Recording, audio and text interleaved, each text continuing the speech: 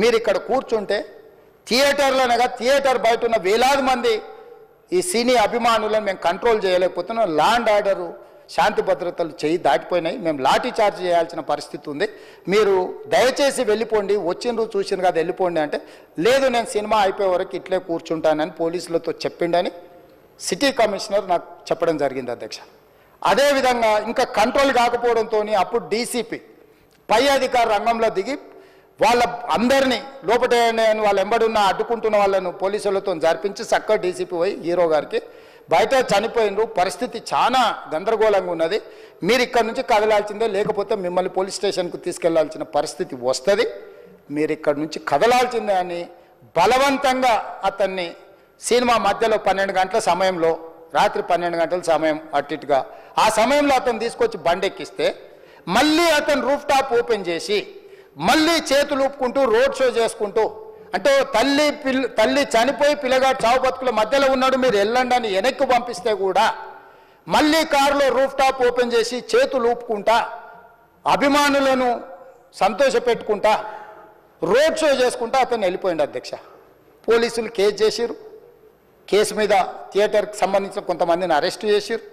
Arrest చేసి 10-11 రోజుల తర్వాత పోలీసు హీరో గారింటికి వెళ్ళిండ్రు. మీరు కూడా కేసులో A11 మీ మీద కేసు ఉందని చెప్పడానికి పోలీసులతో దురుసుగా ప్రవర్తించిండు. మీరు ఆ వీడియోలన్నీ కూడా చూసిండ్రు. ఆ పరిస్థితిలో చట్టాన్ని అమలు చేసే పోలీసులు ఆల్రెడీ ప్రాణాలు పోయినాయి, ఒక నిరుపేద తల్లి చనిపోయింది, కొడుకు చావు బతుకుల మధ్యలో ఉన్నాడు. ఆ రోజు కోర్టుల కేసులు కూడా వస్తున్నాయి. కోర్టుకు కూడా మీరు విచారణలు ఏం చేసిండ్రని కోర్టుకు కూడా పోలీసులు జవాబు చెప్పాల్సిన పరిస్థితి ఉండే అధ్యక్ష. దాంతో మాట్లాడితే వాళ్ళు చాలా బాధ్యతారహితంగా సమాధానాలు ఇచ్చారని మా పోలీస్ సిబ్బంది చెప్తాను. దాంతోనే అతన్ని పోలీస్ స్టేషన్ తీసుకెళ్ళారు అధ్యక్ష. ఇక్కడి వరకు ఒక హీరో, ఒక థియేటర్లో జరిగిన సంఘటనలు, వీటన్నిటి నేపథ్యంలో పోలీసులు వాళ్ళ విధి నిర్వహణ నిర్వహించారు అధ్యక్ష.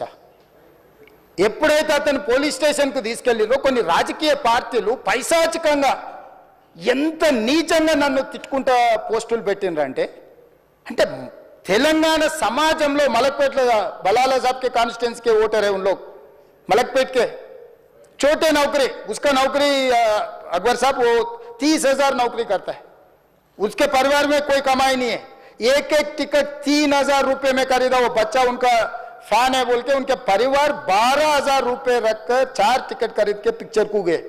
30,000 महीने को कमाने वाले నెలకు 30,000 జీతంతో పనిచేసి ఒక ప్రైవేటు చిన్న దాంట్లో ఉద్యోగం చేసుకునే తండ్రి తన కొడుకు ఆయన అభిమానాన్ని కుటుంబము 12,000 రూపాయలు 3,000కు ఒక టికెట్ 12,000 రూపాయలు పెట్టి సినిమా థియేటర్కి వెళ్తే థియేటర్లో చనిపోయిన 11వ రోజు వరకు వీళ్ళు ఎవరు హీరో కానీ ప్రొడ్యూసర్ కానీ ఎవరు కానీ ఆ కుటుంబాన్ని చనిపోయిన కుటుంబాన్ని కానీ హాస్పిటల్లో చావు బతుకుల మధ్యలో ఉన్న పిల్లవాడిని పరామర్శించడానికి కూడా పోలేదు అధ్యక్ష.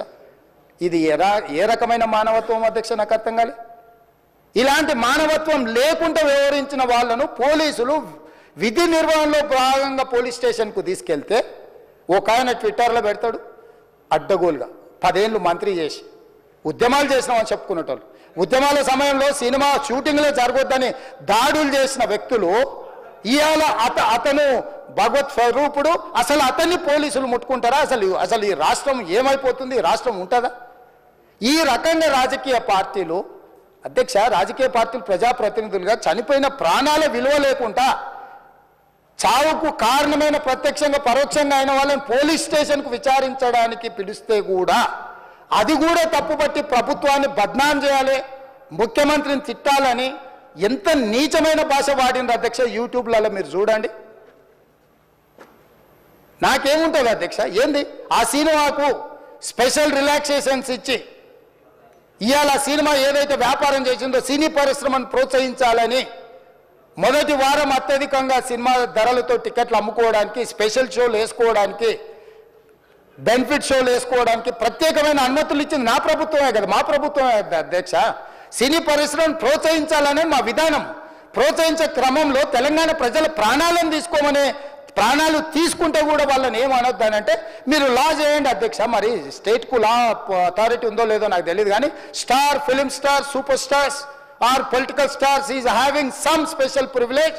If they murdered anyone also we need not to prosecute or otherwise we need not to book any case against these personalities అని మనం మీరు చట్టం చేస్తా అంటే సినీ ప్రముఖులకు కానీ రాజకీయ ప్రముఖులకు కానీ స్టార్లు అని ఫీల్ అయ్యే వాళ్ళ పట్ల ప్రత్యేకమైన చట్టం ఉంటుంది, వాళ్ళ మీద కేసులు పెట్టొద్దని మీరు ఏమైనా చట్టం చేస్తే ఆ చట్టం అమలు చేస్తాం అధ్యక్ష. ఈ రోజున్న డాక్టర్ బాబాసాహెబ్ అంబేద్కర్ ఇచ్చిన చట్టం ప్రకారము దీనికి కారణమైన వాళ్ళను ప్రత్యక్షంగా పరోక్షంగా కారణమైన వాళ్ళందరి మీద కేసులు కట్టి పోలీసులు విచారణ చేయాల్సిందే, బాధితులను శిక్షించాల్సిందే అధ్యక్ష.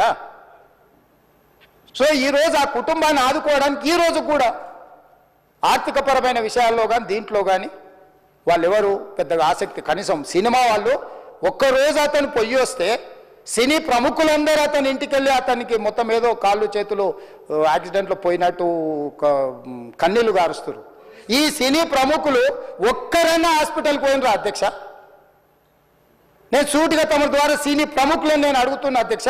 తల్లి చనిపోయి 9 సంవత్సరాల పిల్లగాడు బ్రెయిన్ డెడ్ అయ్యి ఆక్సిజన్ అందక 20 రోజుల నుంచి హాస్పిటల్లో కోమాలో ఉంటే ఈ సినీ ప్రముఖులు ఒక్క రోజు కోసం పోలీస్ స్టేషన్ పోయిన ఇంటికాడ క్యూ కట్టి ప్రభుత్వాన్ని తిడుతున్నారు, నన్ను తిడుతున్నారు, అతన్ని పరామర్శిస్తున్నారు. ఏమైంది అధ్యక్ష? అతను కాలు పోయిందా, కన్ను పోయిందా, చేయి పోయిందా, ఏమైనా కిడ్నీలు దెబ్బతిన్నా, ఏమైంది? అతన్ని ఇంతమంది సినీ ప్రముఖులు పరామర్శించారు, కలిసిండ్రు, అభినందించారు. కానీ ఆ పిల్లగాన్ని కనీసమన్నా పరామర్శించడానికి సినీ ప్రముఖులు ముందుకు రాలేదంటే సినిమా ఇండస్ట్రీలో ఉన్న ప్రముఖులు ఏం ఆలోచన చేస్తుండ్రో ఏం కోరుకుంటుండ్రో నాకైతే తెలియదు. 100% जो भी अकबरुद्दीन ओवैसी साहब ने जो मुद्दा उठाए वो मुद्दा के लिए मैं ये बात कह रहा हूँ, सचमुच बोल रहा हूँ, ये शर्म की बात है. అందరికీ నమస్కారం. ఒక క్లారిటీ కోసం ఈ ట్వీట్ పెడుతున్నాను. నేను షూటింగ్ నుంచి ఊరు నుంచి రాగానే వెంటనే హాస్పిటల్కి వెళ్ళాను. అల్లు అర్జున్ ఈ ఇన్సిడెంట్లో, అన్ఫార్చునేట్ ఇన్సిడెంట్లో, ఈ యాక్సిడెంట్లో ఎఫెక్ట్ అయిన ఫ్యామిలీని చూడటానికి, ఫాదర్ని, ఆ బాబు సిస్టర్ని పలకరించాలని అనిపించింది, చూడాలనిపించింది. హ్యుమానిటేరియన్ గ్రౌండ్స్ మీద వెళ్ళాను. పాజిటివ్గా ఉంది. He might recover, there is a very good chances, let's hope for the best అని, with all the peoples blessing and gods and goddesses అని చెప్పేసి భరోసా ఇచ్చి వచ్చాను. I wanted to go and అందరికంటే ఎక్కువ ఎఫెక్ట్ అయింది ఆ ఫ్యామిలీ కాబట్టి ఆ ఫ్యామిలీకి సపోర్ట్ ఇద్దాం అనే మై ఎక్స్టెంట్ సపోర్ట్. పబ్లిసిటీ చేయలేదు కాబట్టి, ఎవరికి తెలియలేదు కాబట్టి ఈ మాట వచ్చింది. అది I just clarified it. Thank you very much once again. నమస్తే.